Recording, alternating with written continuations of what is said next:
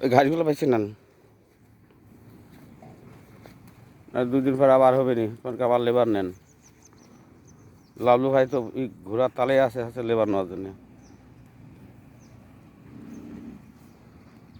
কয় টাকা লাগবে না নে, পরে দিয়েন, কাজ শেষ হলে কয় টাকা দরকার।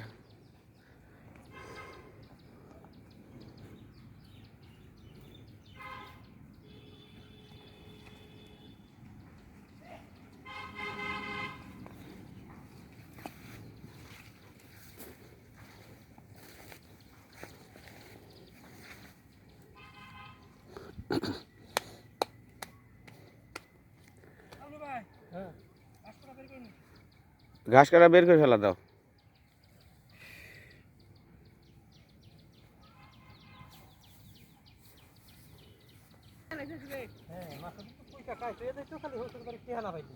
হ্যাঁ